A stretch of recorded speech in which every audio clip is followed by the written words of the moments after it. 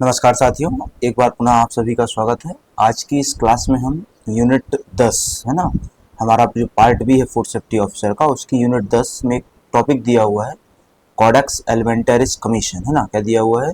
Codex Alimentarius Commission, CAC। इसके बारे में आज हम चर्चा करने वाले हैं। आप में से जो लोग भी फूड सेफ्टी ऑफिसर की क्लासेस ज्वाइन करना चाहते हैं, बैच ज्वाइन करना चाहते हैं, वह जॉब्स वाला के एप्लीकेशन के माध्यम से ज्वाइन कर सकते हैं। वहाँ निरंतर क्लासेस चल रही हैं, वहाँ यूनिट 1 ख़त्म हो चुका है। साथ ही आप नोट्स प्राप्त करना चाहते हैं तो उसके लिए भी संपर्क कर सकते हैं, या फिर नोट्स ई बुक के फॉर्मेट में प्राप्त करने के लिए आप गूगल प्ले स्टोर से जॉब्स वाला की एप्लीकेशन डाउनलोड करके नोट्स पढ़ सकते हैं। चालू करते हैं हमारी क्लास को, जिसमें आज हमारा जो टॉपिक है वो है कोडेक्स एलिमेंटरिस कमीशन। इस कमीशन को क्यों बनाया गया, क्या काम है, इस सब के बारे में हमको आज समझना है। ठीक है। कोडेक्स एलिमेंटरिस का जैसा एक आगे नाम लिखा हुआ है वो है इंटरनेशनल फूड स्टैंडर्ड। क्या मतलब होता है इसका समझ लेते हैं। हुआ क्या, समय के साथ हर देश ने क्या कर लिया, अपने अपने देश में, है ना, अपने अपने देश में हर सरकार ने अपने अपने देश में फूड की गुणवत्ता को, स्टैंडर्ड्स को, क्वालिटी को बनाए रखने के लिए, मेंटेन करने के लिए कुछ ना कुछ क्या बना लिए, पैरामीटर्स बना लिए, कुछ स्टैंडर्ड्स बना लिए। क्या बना लिए? कुछ मानक तय कर लिए। लेकिन यह मानक, ये स्टैंडर्ड्स, ये क्वालिटी जो पैरामीटर्स थे, ये हर देश के अपने अपने अलग थे। लेकिन बाजार तो क्या है, अंतर्राष्ट्रीय है। बाजार तो सब आपस में क्या है भाई, जुड़े हुए हैं, है ना। क्यों जुड़े हुए हैं आपस में बाजार? क्योंकि कहीं ना कहीं क्या है, ग्लोबलाइजेशन का तो इफेक्ट है ही। तो चूंकि जब बाजार आपस में जुड़े हुए हैं तो क्यों ना मानक भी क्या होने चाहिए, एक समान होने चाहिए। मानक भी कैसे होने चाहिए? एक समान होने चाहिए। ठीक है। तो इस प्रकार की जब आवश्यकता समझ में आई तो एक कमीशन बनाया गया, उसको नाम दिया गया कोडेक्स एलिमेंटरिस कमीशन। और इस कमीशन में क्या कर दिया गया, अंतरराष्ट्रीय स्तर पर रिकॉग्नाइज किए जाने वाले स्टैंडर्ड्स रख दिए गए, पैरामीटर्स रख दिए गए to maintain the food safety and quality. ठीक है, to maintain the quality of the foods, है ना। बात समझ में आई? तो यह क्या है, अंतरराष्ट्रीय स्तर पर फूड और उससे जुड़ी हुई चीजों के लिए एक अंतरराष्ट्रीय मानक है। ठीक है, जिसमें कोडेक्स एलिमेंटरिस जो शब्द होता है, उस शब्द का मतलब ही होता है फूड कोड, है ना। कोडेक्स एलिमेंटरिस शब्द का मतलब ही क्या होता है? Food code. ठीक है, ये ध्यान में भी रखना है आपको। ठीक, food code, food code is a collection of internationally recognised standards, concepts of practices, guidelines and recommendations. अभी जस्ट बात करी मैंने, यह एक अंतरराष्ट्रीय स्तर पे पहचान प्राप्त, अंतरराष्ट्रीय स्तर पे मान्यता प्राप्त मानकों का, है ना, नियमों का, मार्गदर्शनों का, गाइडलाइंस का, रिकमेंडेशंस का, सुझावों का एक कलेक्शन है, जिसको सभी देशों ने क्या है, मान्यता दी हुई है। सभी देश मान्यता कैसे देंगे? वह देश इस कमीशन के क्या है, सदस्य हैं। और यदि आप इस कमीशन के सदस्य बनते हैं, दैट मीन्स कि आपने मान्यता ऑलरेडी दे दी है। ठीक है, ये जो कोडेक्स एलिमेंटरिस है, इसको WHO और फूड एग्रीकल्चर ऑर्गेनाइजेशन FAO, इन दो संगठनों ने क्या है, मिलकर बनाया था। यह फोकस किस पे करता है? फूड सेफ्टी पे फोकस करता है, फूड लेबलिंग पे फोकस करता है, फूड प्रोडक्शन स्टैंडर्ड्स पे फोकस करता है। ठीक है, खाद्य सुरक्षा, खाद्य जो पदार्थ रहते हैं उनकी जो लेबलिंग रहती है, बाहर जो पर्ची चिपकी रहती है ना, मटेरियल में, वो उस पे फोकस करता है ताकि वो सही जानकारी दे रही हो। और फूड प्रोडक्शन स्टैंडर्ड्स पे क्या करता है, फोकस करता है ग्लोबल लेवल पर। ठीक है, तो ये फूड कोड क्या था एग्जैक्टली, कोडेक्स एलिमेंटरिस क्या था एग्जैक्टली, हमने उसको अभी समझा। अब आते हैं इसकी स्थापना को लेकर के, भाई इसको स्थापित कब किया गया। ठीक है, देखो कोडेक्स एलिमेंटरिस जो शब्द आता है वो आता है कोडेक्स एलिमेंटरिस ऑस्ट्रिकैसस, है ना। कहां से आता है? ऑस्ट्रियाकस से। कोडेक्स एलिमेंटरिस शब्द जो बना वो कहां से बना? कोडेक्स एलिमेंटरिस ऑस्ट्रियाकस से बना। और इस शब्द का मतलब क्या होता है? इस शब्द का मतलब होता है फूड कोड। क्या मतलब होता है? फूड कोड, ये हमने समझा था। अब ये जो कमीशन है, एक अंतर्राष्ट्रीय संस्था है ना, उसके तौर पे बनाया गया, अंतर्राष्ट्रीय संस्था के तौर पे बनाया गया। इसको बनाया किसने? दो अंतर्राष्ट्रीय संस्थाओं ने मिलकर बनाया। एक फूड एग्रीकल्चर ऑर्गेनाइजेशन है, दूसरा कौन सा है? वर्ल्ड हेल्थ ऑर्गेनाइजेशन है। इन संस्थाओं ने इसको कब बनाया? देखो, इस संस्थाओं ने इसको मई 1963 में बनाया। अब मैं तुमको एक बात बता देता हूं, आप FSSAI की वेबसाइट में जाएंगे तो इसका गठन मई 1963 दिया हुआ है, जो मैं आपको यहाँ पढ़ा भी रहा हूँ। लेकिन आप विकिपीडिया और कुछ अदर सोर्सेस में जाएंगे तो इसका गठन 1961 और 62 दिया हुआ है। कैसे? 1961 में FAO ने अकेले स्थापित किया था, बाद में 1962 में WHO ने उसको ज्वाइन किया था। ठीक है, बाद में WHO ने उसको क्या किया था? ज्वाइन किया था। इस तरीके से विकिपीडिया और अन्य वेबसाइट में दिया हुआ है, लेकिन मैं आपको FSSAI की वेबसाइट से पढ़ा रहा हूं जहां पर मई 1963 दिया हुआ है। ठीक है, तो आप मई 1963 ध्यान रखेंगे। इसका जो पहला अधिवेशन हुआ था, पहला सेशन हुआ था, वह रोम इटली में हुआ था। कब हुआ था? अक्टूबर 1963 में।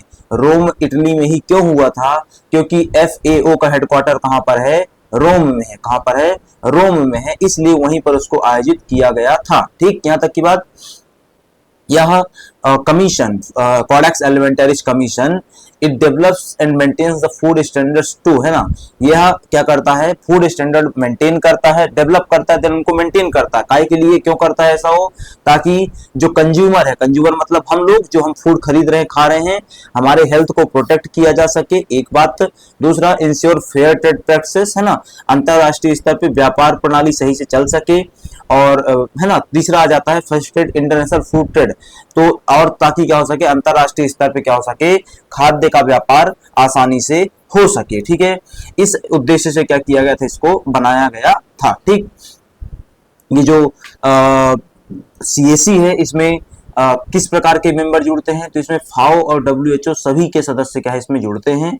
FAO के जितने मेंबर होंगे और WHO के जितने मेंबर होंगे, वो सब आकर के किसके सदस्य बन जाते हैं? CAC के सदस्य बन जाते हैं। आज अभी इस तारीख के हिसाब से मैं बात करूं, है ना, तो इसके 189 सदस्य हैं, जिनमें से 188 तो इंडिविजुअल कंट्रीज हैं, और एक क्या हो जाता है? पूरा का पूरा यूरोपियन यूनियन हो जाता है, 26 देशों का गठबंधन। ठीक है, तो 189 टोटल इसके सदस्य हैं, जिनमें से 188 क्या हो जाती हैं? कंट्रीज हो जाती हैं, और एक क्या हो जाता है? संगठन हो जाता है। ये संगठन कौन सा है? तो यूरोपियन यूनियन है। ठीक है, इसके अलावा 239 इसमें क्या है? ऑब्जर्वर्स हैं। ठीक है, ये 239 ऑब्जर्वर्स कौन हैं? इसमें बहुत सारे इंटरनेशनल NGOज आ जाते हैं, है ना, UN ऑर्गेनाइजेशंस आ जाते हैं, बहुत सारी ऐसी संस्थाएं जो एक तरीके से कहें तो फ्रीलांसिंग के तौर पे, एक तरीके से कहें तो नॉन प्रॉफिट ऑर्गेनाइजेशन के तौर पे काम कर रही होंगी। किस चीज के लिए? To maintain the food safety and quality and standards. ठीक है, वो सब इसके क्या है? ऑब्जर्वर्स है, 239। ठीक, यहां तक आपको ध्यान में रखना है। ठीक, food standards are based on scientific research provided by the expert committee such as the joint FAO-WHO expert committee on a food additives, ठीक है, which was established in 1956। अब देखो कि किस प्रकार के स्टैंडर्ड रखे जाएंगे, किस प्रकार की चीजें रखी जाएंगी, ये कौन तय करेगा? मतलब हर देश तो बताएगा नहीं जो मेंबर है, तो होता क्या है? एक कमेटी बना दी गई है जो कि साइंटिफिक रिसर्च के आधार पे क्या करती? बताती है कि ये स्टैंडर्ड होगा और ये स्टैंडर्ड नहीं होगा। ये जो एक्सपर्ट कमेटी है, इसको हम क्या बोलते हैं? JECFA बोलते हैं, है ना। JECFA क्या होता है? तो ये joint FAO-WHO expert committee on food additives है ना। ये एक एक्सपर्ट कमेटी है फूड एडिटिव बनी हुई, जिसको कब बनाया गया था? इसको बनाया गया था 1956 में, है ना। इसको कब बनाया गया था? 1956 में बनाया गया था। जो कमेटी रिकमेंडेशन देती है for the establishment of the food standards. ठीक है, ये ध्यान में रखना है। यही बात हिंदी में यहाँ पर लिखी हुई है। ठीक, अब आता है what is the role of this commission in the international trade. अंतरराष्ट्रीय व्यापार में इस संगठन की, इस संस्था की, इस आयोग की क्या भूमिका है? ठीक है, तो द एग्रीमेंट ऑन एप्लीकेशन, है ना, the agreement on application of sanitary and phyto sanitary measures, that is SPS of the WTO recognizes codex standards, guidelines and recommendations with reference standard for international trade and dispute settlement, है ना। तो स्वच्छता और पादप स्वच्छता उपाय समझौता एक है ना। ये किसका समझौता है? WTO का। किसका समझौता है? WTO का। Agreement on application of sanitary and phytosanitary measures. ठीक है, तो स्वच्छता और पादप स्वच्छता उपाय समझौता किसका? WTO का जो है, वह गाइडलाइंस देता है, वह रिकमेंडेशन देता है, वह स्टैंडर्ड्स तय करता है, और उनको क्या किया गया? यहाँ पे रिकॉग्नाइज किया गया है। तो एक तरीके से यह इंटरनेशनल ट्रेड में, इस कैटेगरी में, कौन सी कैटेगरी में? Sanitary and phytosanitary measures category में यह इंटरनेशनल ट्रेड में एक मेजर रोल प्ले करता है। ठीक है, मेंबरशिप मैंने आपको पीछे बता दी कि इसके 189 मेंबर हैं, जिनमें से 188 देश हैं और एक संगठन है, that is European union. Bharat भी इसका सदस्य है। भारत इसका सदस्य कब बना था? 1964 में। भारत इसका सदस्य कब बना था? 1964 में। संस्था कब स्थापित हुई थी? मई 63 में। कब? मई 63 में। 189 के अलावा इसमें 239 क्या है? ऑब्जर्वर्स भी हैं ना। 239 क्या हैं? ऑब्जर्वर्स भी हैं। उस 239 में से, है ना, उस 239 में से 59 क्या है? इंटर गवर्नमेंटल ऑर्गेनाइजेशन है। 164 क्या है? एनजीओ हैं। और 16 क्या है? यूएन के अन्य अंतरराष्ट्रीय संगठन हैं। यूएन के अन्य अंतरराष्ट्रीय संगठन हैं। तो मेंबरशिप क्या हुई भाई? मेंबरशिप हुई 189, जिनमें से 188 देश, एक संगठन। भारत कब से बना? 64 से। इसके अलावा 239 ऑब्जर्वर्स में से 59 क्या है? International organisation, inter governmental organisation. 164 NGO और 16 क्या है? यूएन के अनुसांगिक संगठन हैं। ठीक है, इस प्रकार से 239 ऑब्जर्वर होते हैं। ठीक है, ये ध्यान में रखना है। अब ये संगठन कैसे काम करता है? तो इस संगठन का अपना एक क्या है? कमेटी है और सेक्रेटेरिएट है। ये क्या करते हैं? इसको, संस्था को, इस संगठन को, आयोग को रन करने में मदद करते हैं। ठीक है, तो इसका जो एग्जीक्यूटिव कमेटी है ना, एग्जीक्यूटिव कमेटी में total membership of the codex executive committee 70 including chairperson. तो एक एग्जीक्यूटिव कमेटी बनाई गई है। इस एग्जीक्यूटिव कमेटी में 17 सदस्य होते हैं। 17 में से एक क्या बन जाएगा? चेयरपर्सन। और 16 क्या बन जाएंगे? सदस्य बन जाएंगे। ठीक है, यह एग्जीक्यूटिव कमेटी प्रशासनिक कार्यों को क्या करती है? मैनेज करती है। ठीक है, दूसरा आता है कोडेक्स सेक्रेटेरिएट, है ना। इसका क्या बना हुआ? एक सचिवालय बना हुआ है। ये सचिवालय Codex Secretariat is run by staffed designated by FAO and WHO. इसका अपना एक पर्सनल स्टाफ है, लेकिन इस स्टाफ की नियुक्ति कैसे हुई है? फाओ और डब्ल्यूएचओ के माध्यम से हुई है। इस कोडेक्स सेक्रेटेरिएट का हेडक्वार्टर कहां पर है? रोम में है। कहां पर है? रोम में है। तो यदि कल कुछ पूछा जाए कि कोडेक्स सेक्रेटेरिएट का हेडक्वार्टर कहां पे है? रोम में है। पहला अधिवेशन कहां हुआ था? रोम में हुआ था। स्थापना किसने करी है? फाओ ने करी है। फाओ का हेडक्वार्टर कहां है? रोम में है। इसकी स्थापना कब हुई थी? मई 1963 में हुई थी। पहला अधिवेशन कब हुआ था? अक्टूबर 1963 में हुआ था। ये बेसिक बातें आपको पता होनी चाहिए। ठीक है, अब आता है कोडेक्स सब्सिडरी बॉडीज। इसकी कुछ क्या है? सब्सिडरी बॉडीज है, सहायक निकाय हैं। इन सहायक निकायों में पहला आता है जनरल सब्जेक्ट कमेटी, है ना। पहला क्या आता है? General subject committee. सामान्य विषयक समितियां, कहता है सामान्य विषयक समितियां, है ना। ये सिंपल एक क्या होती है? गाइडलाइन तैयार करने वाली संस्था है। किसके लिए? फूड्स के संबंध में। बस हो गया, इसके अलावा कोई काम का नहीं है। दूसरा जो कमेटी है वो है कमोडिटी कमेटी बना हुआ है ना। कई commodity committee prepares standards for specific commodities. कुछ स्पेसिफिक, ये क्या है? इन जनरल क्या है? स्टैंडर्ड बनाता है। ये स्पेसिफिक फूड कैटेगरी के लिए स्टैंडर्ड्स बनाता है। ठीक है, इसके अलावा एक कोऑर्डिनेटिंग कमेटी है। क्यों? क्योंकि चूंकि दो संगठन इसमें क्या है? इन्वॉल्व है। कौन सा? एक फाओ है, दूसरा डब्ल्यूएचओ है। तो दोनों के बीच में कोऑर्डिनेशन भी तो होना चाहिए। तो दोनों के बीच में कोऑर्डिनेशन के लिए फाओ डब्ल्यूएचओ कोऑर्डिनेटिंग कमेटी बनाई हुई है। ठीक है, वो ध्यान में रखना है। इसके अलावा आता है ad hoc inter governmental task forces which are time limited and prepare standards and guidelines on specific issues. ठीक है, तो ये एडहॉक कमेटी क्या है? एक टाइम लिमिटेड, मतलब ये कुछ समय के लिए बनाई जाती है, बाद में जैसे ही इसका काम पूरा हो जाता है तो इसको डिसॉल्व कर दिया जाता है। ठीक है, तो सब्सिडरी बॉडीज में जनरल कमेटी है, नॉर्मल स्टैंडर्ड्स बनाती है। कम्युनिटी कमेटी स्पेसिफिक स्टैंडर्ड बनाती है। कोऑर्डिनेटिंग कमेटी है, फाओ और डब्ल्यूएचओ के बीच में काम करती है ना, कोऑर्डिनेट करवाती है। एडहॉक कमेटी कुछ स्पेसिफिक काम से बनाई जाती है, काम होने के बाद उसको डिसॉल्व कर दिया जाता है। ठीक है, तो ये सब्सिडरी कमेटीज आपको ध्यान में रखनी है। अब आता है इसका एक संगठन है जो भारत के स्तर पे काम करता है, उसको हम क्या बोलते हैं? कोडेक्स इंडिया बोलते हैं, है ना। क्या बोलते हैं? कोडेक्स इंडिया बोलते हैं। लेकिन इस कोडेक्स इंडिया का पूरा नाम क्या है? नेशनल कोडेक्स कॉन्टैक्ट पॉइंट, है ना। क्या नाम है इसका? NCCP, National codex contact Point. National codex contact Point for India located at the Directorate of General Health Services. ये कहां पर है? ये एक स्वास्थ्य और परिवार कल्याण मंत्रालय का जो संचालनालय है ना, क्या नाम है उसका? महानिदेशालय स्वास्थ्य सेवाएं, डीजीएचएस। क्या नाम है उसका? महानिदेशालय स्वास्थ्य सेवाएं। ये जो महानिदेशालय स्वास्थ्य सेवाएं हैं वह काम करता है ministry of health and family welfare के अंतर्गत। Ministry of health and family welfare के जो मंत्री हैं वर्तमान में जगत प्रकाश नड्डा जी हैं। कौन है? श्री जगत प्रकाश नड्डा जी हैं। वापस से, कोडेक्स इंडिया का भारत में नाम क्या है? National codex contact point. यह किसके अंदर काम करता है? डीजीएचएस के अंदर काम करता है, महानिदेशालय स्वास्थ्य सेवा, director general of health services. और ये डीजीएचएस किसके अंदर काम करता है? Ministry of health and family welfare के अंतर्गत काम करता है। भारत इसका कोडेक्स का सदस्य कब बना था? 1964 में बना था। कब बना था? 1964 में बना था। पीछे क्लास में मैंने पढ़ाया आपको, ठीक है। It plays a central role in coordinating and promoting codex activities across India and facilitating the country's contribution to the Codex Alimentarius Commission। यह जो संगठन है ना, कौन सा संगठन? NCCP, National codex contact point. यह संगठन भारत में क्या कर रहा है? कोडेक्स एलिमेंटरीज कमीशन के रिकमेंडेशंस को, गाइडलाइंस को, स्टैंडर्ड्स को लागू करने में मदद करता है, ठीक है। तो ये एनसीसीपी के बारे में आपको ध्यान में रखना है। यहाँ इस स्लाइड में बहुत ज्यादा आपके काम का नहीं है कि एनसीसीपी क्या रोल प्ले कर रहा है ना। देखो, उसका रोल सिंगल पॉइंट एजेंडा है, क्या करना? कोडेक्स एलिमेंटरीज कमीशन का, सीएसी का रिकमेंडेशन को, गाइडलाइन को, है ना, स्टैंडर्ड्स को, क्वालिटी पैरामीटर्स क्या करना, यहाँ पे लागू करना, सिंगल पॉइंट एजेंडा, ठीक है। उसके लिए बहुत सारी कमेटीज बनती हैं, उन कमेटीज की मदद से क्या करता है? काम करता है। जैसे नेशनल कोडेक्स कमेटी बनती है और एक शैडो कमेटी बनती है। क्या बनती है? Shadow committee. उप समितियां बनती हैं बहुत सारी, और बहुत सारी क्या बनती है? एक क्या बनती है?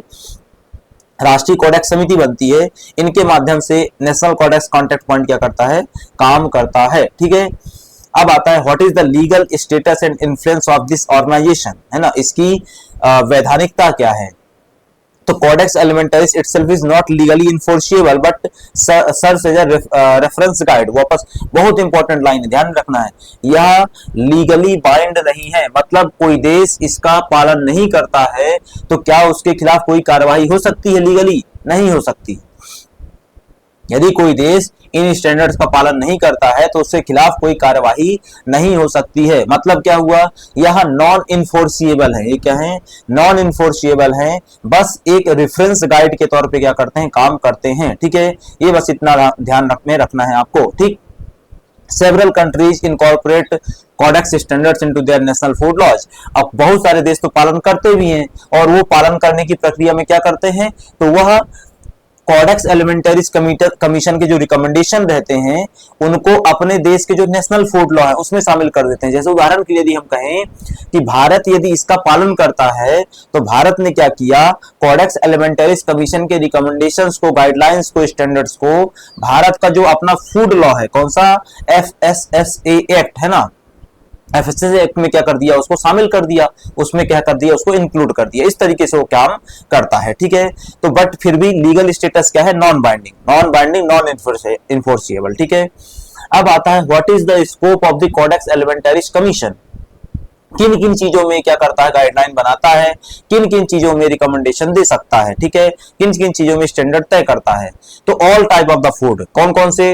रॉ फूड हो सकता है ना, सेमी प्रोसेस्ड हो सकता है, प्रोसेस्ड हो सकता है। मान लो तुम गेहूं खेत से आया तो उसके लिए भी इनका स्टैंडर्ड है, ठीक है। रोटी बन गई तो उसके लिए भी स्टैंडर्ड है, ठीक है। उसके अलावा आपका ब्रेड बन गया तो उसके लिए भी स्टैंडर्ड, हर प्रकार के फूड प्रोडक्ट के लिए इनका क्या स्टैंडर्ड बना हुआ है। ये स्टैंडर्ड्स कई चीजों में क्या होते हैं? डिवाइड होते हैं। जैसे फूड लेवलिंग में डिवाइड हो सकता है, फूड हाइजीन में, फूड एडिटिव में, पेस्टिसाइड रेसिड्यू में, ठीक है। इसके अलावा food safety assessment from biotechnology perspective, इसके अलावा import export inspection and certification procedure. तो कई सारे आधारों के पर इसको क्या किया जाता है? डेवलप किया जाता है इस स्टैंडर्ड को, जनरल स्टैंडर्ड को, ठीक है। ये ध्यान में रखना है। हम सामान्य तौर पे बात करें तो जो कोडेक्स एलिमेंटरीज कमीशन के गाइडलाइंस हैं, रिकमेंडेशंस हैं, है ना, और ये सब है, ये 6 भाषाओं में क्या किया जाता है? उपलब्ध करवाया जाता है। यूएन की भी 6 ही भाषाएं हैं। यूएन की, यूनाइटेड नेशंस की जो अंतरराष्ट्रीय स्तर पे मान्यता प्राप्त भाषाएं वो कितनी है? 6 हैं। कौन कौन सी? अरेबिक, मैंड्रीन है, चाइनीज नहीं है, मैंड्रीन है। चाइनीज कोई भाषा नहीं होती है ना। वो कौन सी भाषा होती है? मैंड्रीन होती है। Arabic, Mandarin, English, French, Spanish और रशियन, ये 6 भाषाएं हैं। इन 6 भाषाओं में इनके सभी स्टैंडर्ड्स, गाइडलाइंस, रिकमेंडेशंस अवेलेबल होते हैं। 2017 के हिसाब से बात करें, उसके बाद से अपडेशन नहीं हुआ है, ठीक है, उसके बाद से अपडेशन नहीं हुआ है। 2017 के हिसाब से बात करें तो इनकी 78 क्या थी? जनरल गाइडलाइंस थी, 221 कमोडिटी गाइडलाइंस थी, 53 इनके कोड ऑफ प्रैक्टिसेस थे, और 106 इनके क्या थे? मैक्सिमम लेवल ऑफ कंटेनमेंट्स थे, ठीक है। ध्यान में रखना है, 78 general guidelines, 221 commodity guidelines, 53 code of practices, 106 maximum level of containments इनके क्या थे, बनाए गए थे। ठीक है, अभी भी वही क्या है, सब लागू हैं। अब आता है what are the general tax and standards. वैसे मैंने पीछे आपको बता दिया है, बहुत ज्यादा अभी काम का नहीं है। ठीक है, और इसमें जो एक दो चीजें काम की हैं वो हम अलग से पढ़ेंगे, चैप्टर है हमारा पूरा वो, उसको अलग से पढ़ेंगे। जैसे क्या अलग से पढ़ेंगे, फूड हाइजीन को लेकर के hazard analysis and critical control point, HCCP आपके अलग से सिलेबस में मेंशन किया गया है ना, इसको हम अलग से बाद में देखेंगे। इसके अलावा फूड लेबलिंग में न्यूट्रिशन लेवल मेंशन करना पड़ेगा, फूड क्लेम्स मेंशन करने पड़ेंगे, है ना। जैसे उदाहरण के लिए कई सारे फूड क्लेम में लिख दिया जाता है, आजकल वो आते हैं हमारे है ना, फूड फोर्टिफाइड नामक चीजें आने लग गई हैं, तो उसमें लिख दिया जाता है, लंबी लंबी क्लेम कर देते हैं कि ये आपकी ये बीमारी ठीक कर देगा, वो बीमारी ठीक कर देगा। अरे फालतू के क्लेम है भाई साहब ये, है ना, इनसे बचना चाहिए। आपका फूड प्रोडक्ट जो काम करता है बस उतना लिखिए, फालतू का बढ़ा चढ़ा करके फेंकिए मत। ठीक है, तो फूड लेबलिंग के इंस्ट्रक्शंस है, इसके अलावा फूड एडिटिव के इंस्ट्रक्शंस है ना। इसके अलावा कंटेनमेंट लेवल कितना हो सकता है, माइकोटॉक्सिन्स का, अल्फा टॉक्सिन्स का, रेडियोन्यूक्लाइड्स का, अदर केमिकल्स का कितना कंटेनमेंट हो सकता है ना। एक मैक्सिमल परमिशुअल लिमिट होती है, उसके ऊपर नहीं जाना चाहिए। ठीक है, इसके अलावा पेस्टिसाइड वेटनरी ड्रग रेसिड्यूज होते हैं, रिस्क असेसमेंट होना चाहिए, फूड हाइजीन आदि आदि को लेकर के क्या है, इनके जनरल टेस्ट एंड स्टैंडर्ड्स बने हुए हैं, जो सब किसका हिस्सा है, इस 78, 221, 53, 106 का हिस्सा है। ठीक है,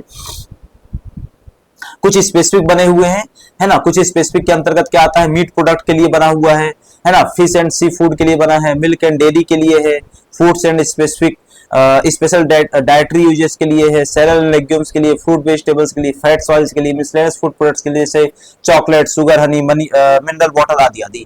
ऐसी ढेरों फूड कैटेगरीज हैं जिनके लिए इनके स्टैंडर्ड्स ऑलरेडी इन प्लेस हैं और सभी देश उनका पालन भी कर रहे हैं। ठीक है, यहां तक की बात मेरे ख्याल से इतना ध्यान में रखना है। इसके अलावा इनके स्टैंडर्ड और किस चीज के लिए हैं, तो सप्लीमेंट एंड एडिटिव रेगुलेशंस के लिए, है ना। सप्लीमेंट एंड एडिटिव रेगुलेशंस का मतलब विटामिन्स हो गए, मिनरल्स हो गए, हर्बल ड्रग्स हो गई आदि आदि के लिए। अब हर्बल ड्रग में कई बार अजीब अजीब से क्लेम कर दिए जाते हैं, है ना। जैसे उदाहरण के लिए कि आयुर्वेद एक बहुत अच्छी चीज है और उसका पालन होना चाहिए, लेकिन आयुर्वेद के नाम पर आज की तारीख में मार्केट में बहुत सारे बड़े बड़े क्लेम करते हैं लोग, जबकि ऐसा है या नहीं ये तो प्रूव किया नहीं तुमने। मैं ऐसा नहीं कह रहा हूं कि आयुर्वेद बुरा है, बहुत अच्छा आयुर्वेद, लेकिन जो क्लेम किया जाता है वो गलत है ना। क्लेम करने का तरीका क्या है, गलत है। ठीक है, आप उसको सिद्ध करके क्लेम जरूर कर सकते हैं, तो इसलिए इन्होंने क्या बना दिए, स्टैंडर्ड्स बना दिए, उनका पालन किया जाना चाहिए। ठीक है, अब आता है what is the criticism of the Codex Alimentarius Commission. तो पहला कि ये जो कोडेक्स एलिमेंटरीज कमीशन के गाइडलाइंस हैं और स्टैंडर्ड्स हैं, यह कुछ देशों को फेवर करते हैं। ये क्या करते हैं, कुछ देशों को फेवर करते हैं, कुछ बिजनेस को फेवर करते हैं। किन देशों को फेवर करते हैं, जो इसमें ज्यादा पैसा डालेंगे। किन बिजनेस को फेवर कर रहे हैं, जैसे फेवरिंग लार्ज एग्री बिजनेसेस। तो भाई स्मॉल फार्मर का तो यहाँ पे नुकसान हो जाता है। तो ये पक्षपाती हैं, ये क्या है, पक्षपाती हैं। दूसरा स्लो प्रोसेस है, इनके गाइडलाइंस बनने में सालों साल लग जाते हैं। ठीक है, तीसरा trade and consumer protection conflict है, कि कंज्यूमर का प्रोटेक्शन करोगे या ट्रेड का प्रोटेक्शन करोगे, दोनों के बीच में क्या हो जाता है, घमासान बन जाता है।